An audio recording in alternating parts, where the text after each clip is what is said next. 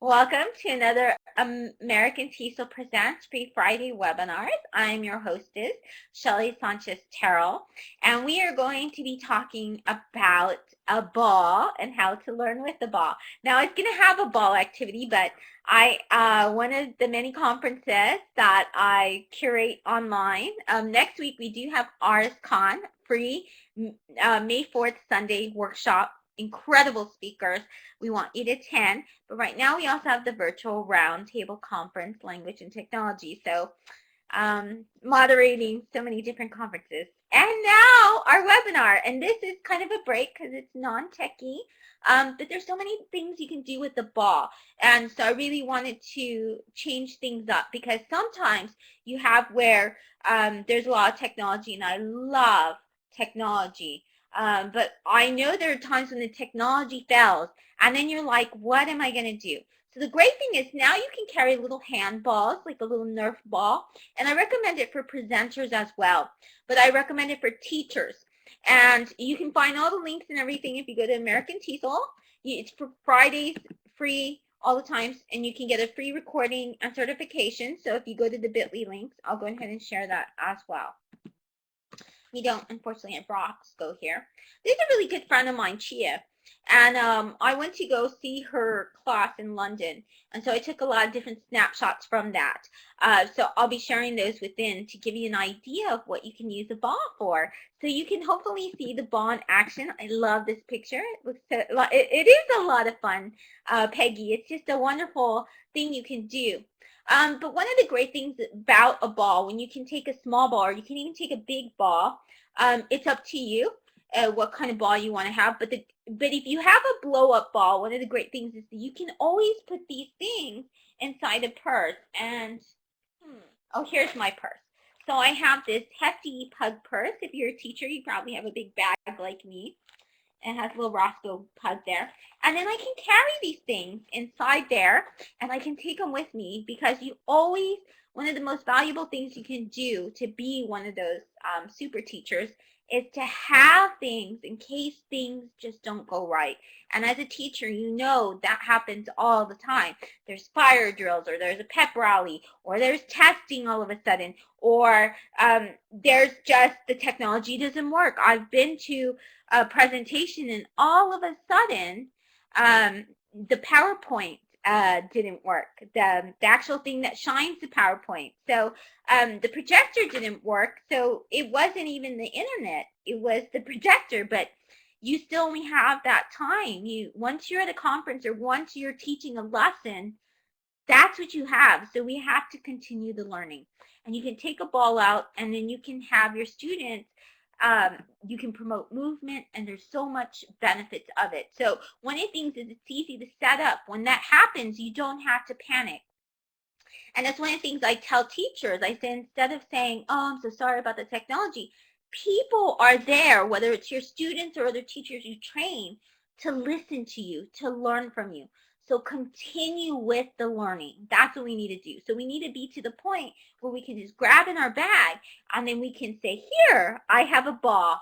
This is what we're going to do instead. And so it's very light. You can find one at the €1 store. You can find it at the one $1 dollar store. Dollar, we call it dollar. Sorry, my Spanish is not that great, Maria Jose, right now. Usually I'm much better at Spanish. You could do it at the $1 store. I mean, you can find very cheap versions of balls. And the other great thing about it is, with language learners, we know that TPR, total physical response, when you're speaking, it has been shown to increase the language learning, and that it ports it into long term. It's also very active, and our students and our teachers, when you're in PD, professional development, a lot of times you'll see that teachers, they get very down. Like, so you can even do it kind of as a warm-up or a filler-in activity. Like if you see your students and they're getting kind of restless, or your teachers, and you see that after 15 minutes they're just like, then that's something you can do. You can bring out a ball, and all of a sudden everybody's light up. I think it's part of your teacher survival kit, and I recommend this for all teachers, all educators, all principals, all presenters. You need to have a teacher survival kit. And what that is things like, we had another webinar with duct tape and all the activities you could do, including icebreakers with duct tape. And then also, but this is what makes you, they say teachers aren't superheroes, but you can be. Because if you have a survival kit, then that's your tools. It's like Superman's cape. And then you can have it all in your bag. It's very simple to put it in a bag and to just come out with it.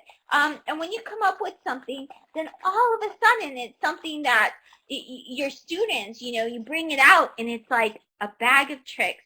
But it's not tricks because it encourages real type of learning.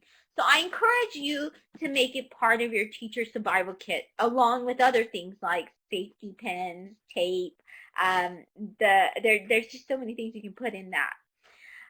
That's a great. And Peggy was saying you can use balls in the faculty meetings to squeeze them or for stress reduction, and that's wonderful. It's healthy as well. So we're going to start with young learners, and then we're going to go up at the activities that you can do with it. These are some of the things I've done. Now, I've taught English to 2-year-olds in Germany, all the way to 80-year-olds. I've been all over the world, and these activities work. I've been to 26 countries, and it doesn't matter whether it's beginners like refugees who can't speak a lot of English. I've used it with that. To teenagers, you can use a ball for many different things. So what we do is we sit in a circle, just like you see here. And these are for children maybe about 6 years old, 5-year-olds, and up. You can do it with too. The child says the name, and then they roll the ball to appear, or they can even throw the ball to appear. And then they say the student's name, and they ask a question. Pretty simple. They say something like, "Hi, my name is Shelly." Throw the ball, and then they say, "What is your name? What's your favorite color?" And then that student has to say, now usually when we do the ball, we all say, "Hi, Shelly." And then, the other person, when they say their name, we say, "Hi." And then they have to answer the question. You can see I'm doing it with teachers in Brazil here. And we got in a row, so you can even do it with adults. For a toddler, you do things a little bit different. Then you want something like a rolling ball. I was teaching them how to work with toddlers. And with the toddler, you pat on the brow, and you have to stress each syllable. So you do a lot of TPR. So, for example, I say, "Hi, Georgia," and I'll say, "Hi, Georgia," and then we'll push the ball, and then Georgia will say her name. "Hi, I'm Georgia," or "Georgia," whatever they can say at 2 years old. And you'll see that when you do that and they tap it with the syllables, they start learning to talk a lot, and they'll be encouraged to talk. So then after they say their name and they tap it, they say, "Georgia." Then the whole class will go, "Hi, Georgia." And we do a big smiley face because toddlers love when you put voices, and they'll copy your voice if you do that. For a little bit older learners, there's other things that you can do. Higher thinking skills and critical thinking. Now you have, what do we have? The World Cup, right? And sometimes we teach the Olympics. And when you have the World Cup and Olympics, there's great ways to introduce ball activity. So now is a great time for language teachers to introduce a ball into the class. One activity I like to get them to do is invent their own sport. So you give them different materials, maybe a racket, maybe a ball, maybe a stick, maybe little bases. So you give them each different materials they can pick, and they work into small groups. I'd say about 3 or 4. And what they do is they invent their own sport. Now, when we're learning about the Olympics, then I say this, okay, we're in the Olympics, it's a sport. And I say, we're going to have a new sport in the Olympics. They want us to have a new sport. So each of you is in charge of introducing a new sport. And So they come up with the rules, they come up with how people play, and then they teach the class. You can all go outside and you can teach. The group is responsible for introducing the rules. They can do it through a different presentation, and everybody can have a field day, and everybody can go and they can play these sports. You can have a field day where you play everybody's sports, and that's a lot of fun. You can introduce it to everybody in the school. The other thing that you can do is you can actually have a field day where you play different Olympic sports.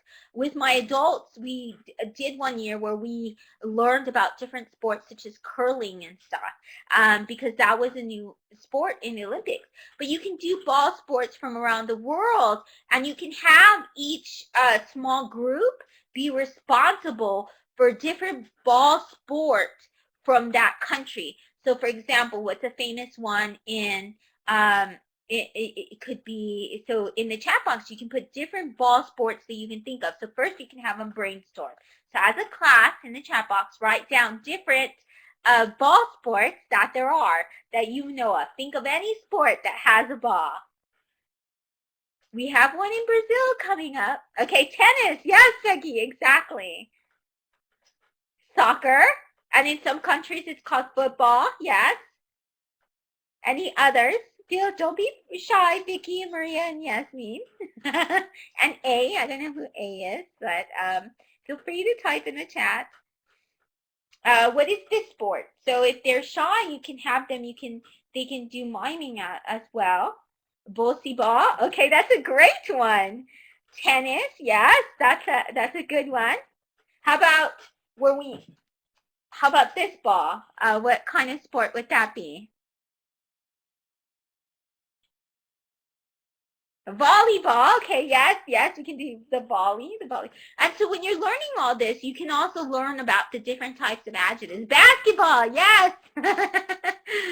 So there's so many different ones, football and things like that. So you can teach them to play these different sports. So they all go and they really say it for you. They brainstorm. And then you can have them work in small groups and they present these. And they talk about the cultures and how the history, how it was invented. And you can even talk about how, like, for example, you can go into Greek history and Roman history and talk even the Mayans, how they first had these ancient civilizations and how they had the Olympics. And so there's a lot of history and other subjects that you can put with this too. You can talk about math and you can talk about angles. Well, your students can do a project on how to be a better basketball player by using angles and stuff, for example. You can talk about sports heroes. Your boys will love this if they get to talk about sports heroes. Teens and adults will love it too. For adults and teens, you can do something with balls as icebreakers. So here you can see me with Marcia, and I had them do a lot of icebreakers. Now on this particular one, they get into pairs, they face each other, and they push the ball back and forth. And every time they push the ball back and forth, there's two ways you can do this. They can ask questions to each other. You can do who, what, where, and when questions. So these are W questions. So they have to, the idea is when they push the ball, they ask a question and the other person answers it and then ask another question. They can't repeat. If they repeat, then then it's the other person's turn, or you can even put points and stuff. So that, for example, I could push it and I would say to Marcia, what's your name? And then she pushes it back. Now as a teacher, you can call the category. So you can have a whistle and you can say, what questions? And then after a minute of them pushing back and forth, then you can say who questions, why questions. And it gets harder and harder when you do that. Another way they can do this is you can give them any category. So any kind of way that you're reviewing. Let's say that you're reviewing animals, right? And you want to talk about animals that live in, like, maybe you want to talk about animals that hibernate. Bear, and then they pass it back and forth, and it's a great way to review vocabulary. So let's say that you're studying for a test and you're going to have a vocabulary quiz or a vocabulary test. Let's say the chemicals. Let's say, okay, Na, salt, or H2O, like oxygen. How many things can you name with oxygen? And so you can do different things like that. Fractions, okay. Adding, rational numbers. So there's so many things you can review doing this particular activity. Another thing that you can do is you can do a review toss. So instead, you sit in a circle and you ask the same kind of questions. Now, a lot of people started testing, and a lot of people went and had testing this week. So this would have been a great way to have students do this. And let's say you didn't have flashcards or anything, and they needed to learn things like that. Then this is a great way, and they're active, and it relieves so much stress. Like Peggy was saying earlier, you can use a ball to relieve stress. When they're playing like this and they're moving, then a standardized test that they have to follow isn't so stressful. It's fun. It's play. So it's a great way to really introduce these kind of topics. So here's another version as well that Chia was, the teacher names a category, and it's a great way to enliven a lecture. So let's say you want to lecture about something and you spent 5 or 10 minutes showing them whatever you wanted to lecture about. It could be anything. It could be physics. It could be constellations. It could be fractions, like I was saying, or it could be chemicals. Whatever it is that you're teaching, let's say business English concepts, it's a drilling. And when you, after you finish lecturing, stop and then have them each. And this is where you integrate wait time.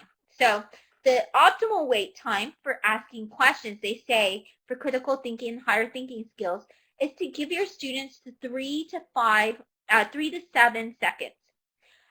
So I tell my students ahead of time, I pause, and a lot of times you can't get your students to answer questions.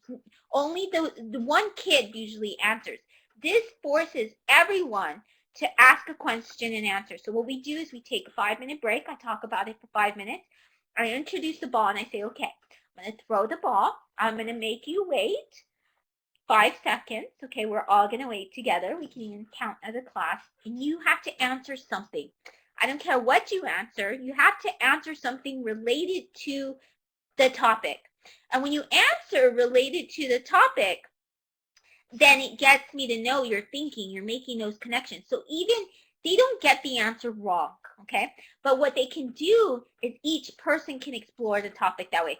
Then after this person over here grabs the ball, after you see she's catching the ball, her job is to name another student, and she has to ask that student a question that about the topic we just were in the lecture about. So then they ask another peer.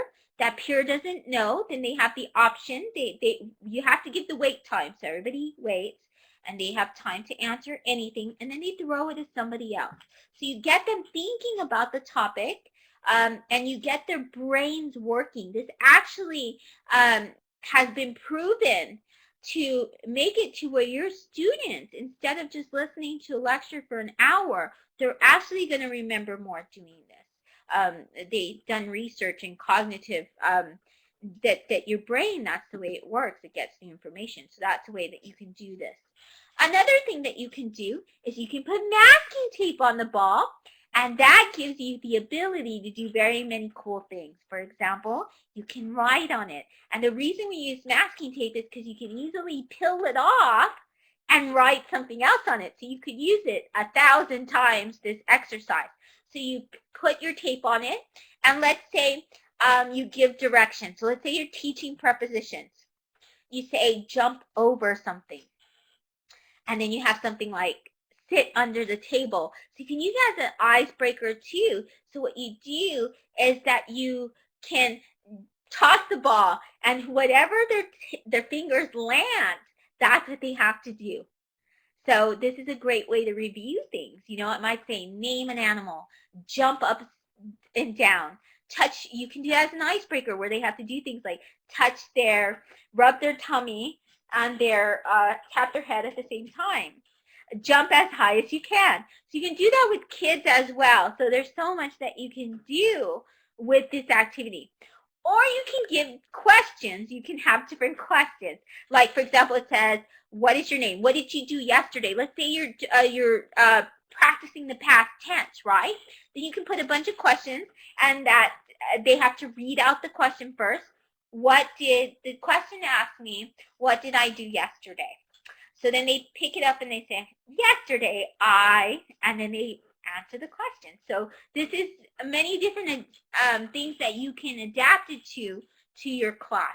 Or maybe they have to come up with math. They can do something like come up with a word problem that has to do with fractions or half or percentage, or where could you use an angle? Where do you see an angle? So there's different ways that you can do this activity. So this is what it kind of looks like. I was looking on Google, and people sometimes don't use masking tape. What they do is they get like a erasable marker. They even have balls you can buy with pre-questions on it.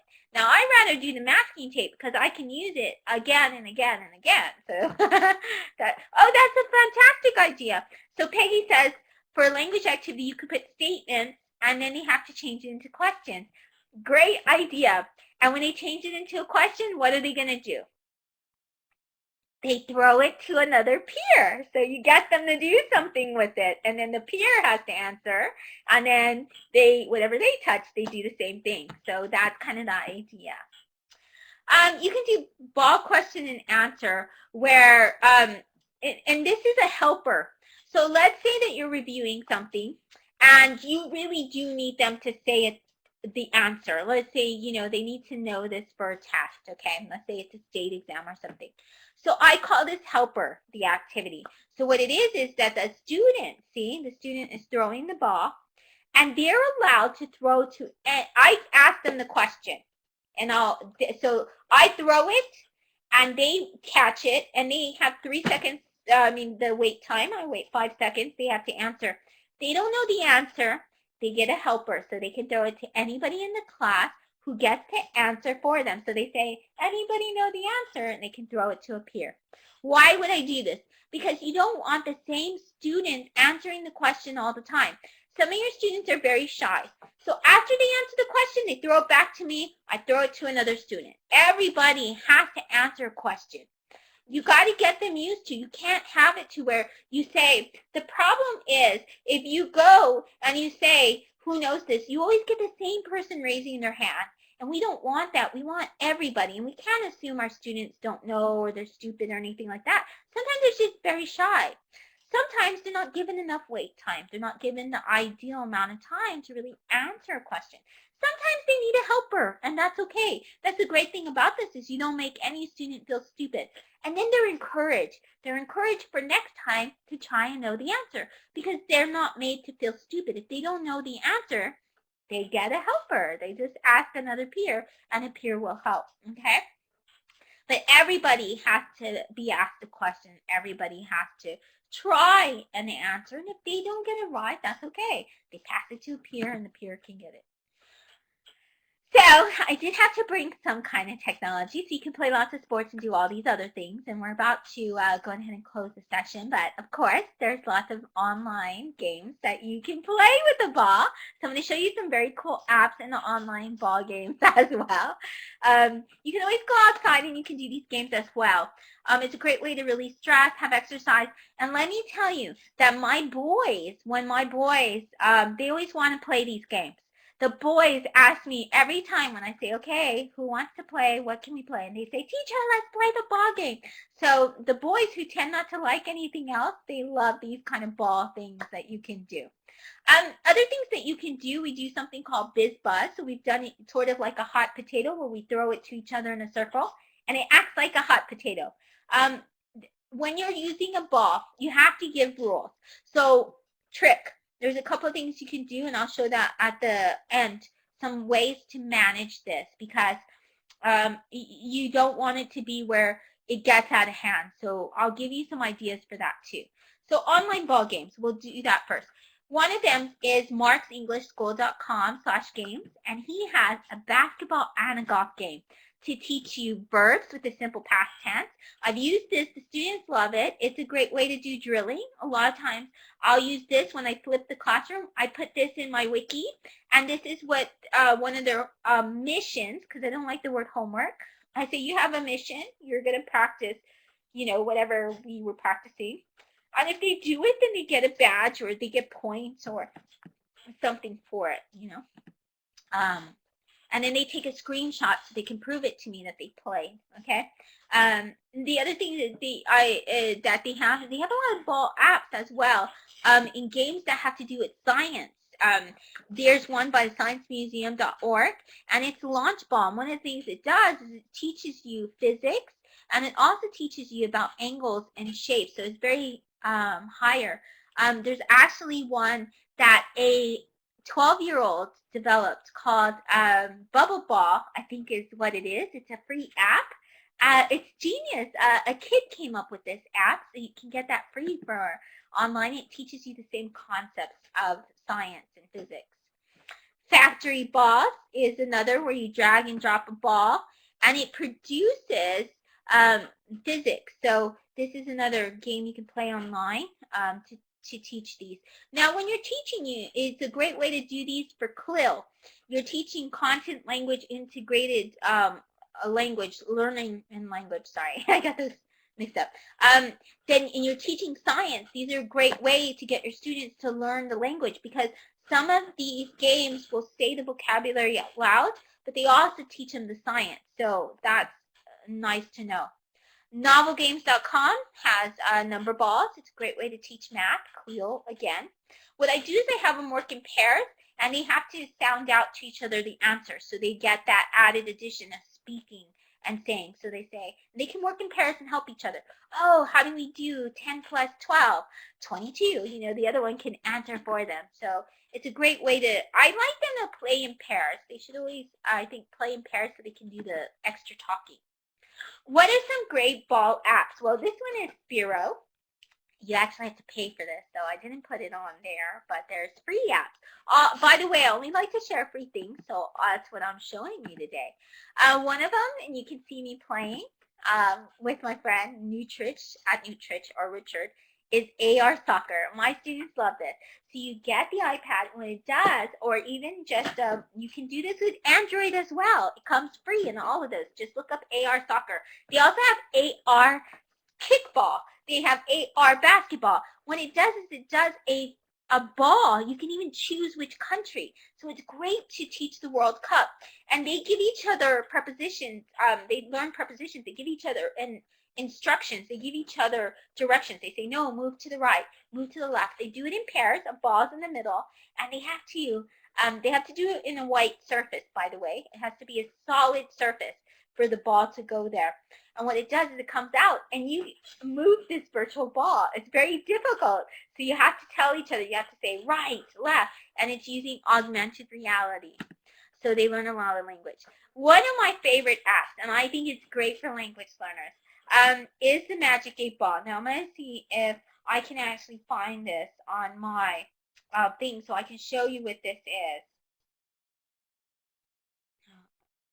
Let's see. Cancel. What is it doing? Cancel. Okay, so, well, it's a Magic 8 Ball, and you shake it. But the great thing is that it'll tell you things. Your students, when they have the app, they can come up with their own Magic 8 Ball. They edit it, and they put the answers that they want. So they can come up with very silly things. I change, and then I give it to somebody, and they laugh because it says, sorry, buckaroo, not this time. Or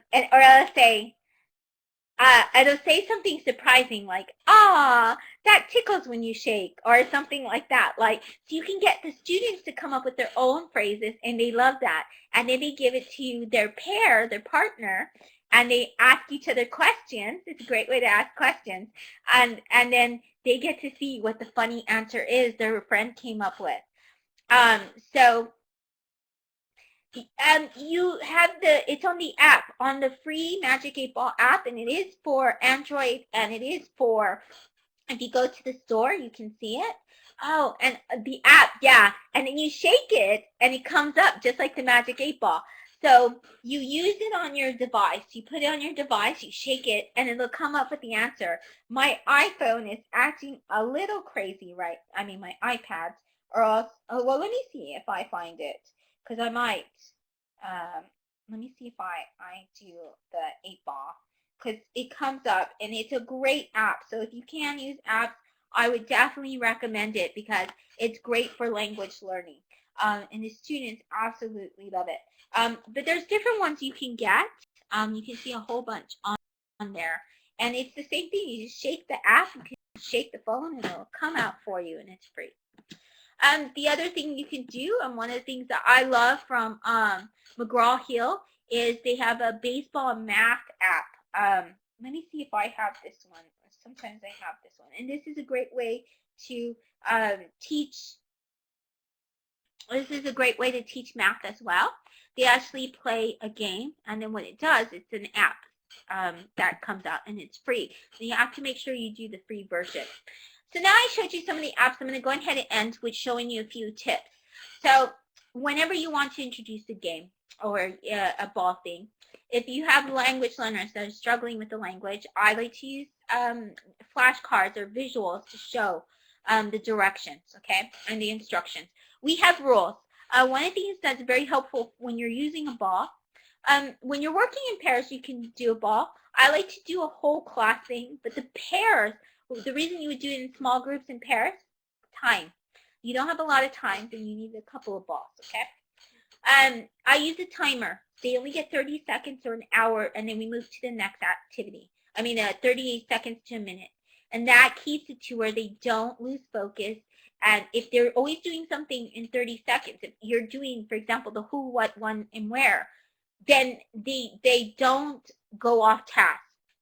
Because if you stay too long, you take 2 minutes, or if they lose the focus, then they'll throw it, and sometimes the boys will get crazy. So the other thing I do is I have a whistle. Some teachers don't like that.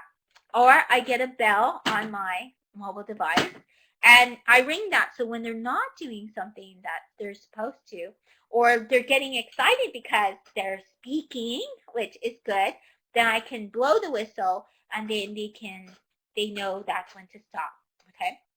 It doesn't take a lot. Or you can ring a bell inside your app. You can find so many great free apps where you can just ring a bell, and that takes care of it for you. You don't lose your breath, and you don't have to lose anything, and that's one way to manage. So these are, and you can even have timers on your device as well. I'll project the timer so they can pay attention, they know. Now, if they get a point, if you put it in pairs and you do point system, then they're going to be very motivated to do this. So that's it. There's tons more activities out there. Just do it in the Pearl Trees. You can find a lot of the links here. Let me go ahead and get the Pearl Trees again so you can see that Pearl Tree, and then you can find all of the activities there. So I hope they give you some ideas on how to make your classes, or to use it whenever anything goes wrong or anything like that. You still have a way to always keep the learning going. So thank you so much, and I will see you next week.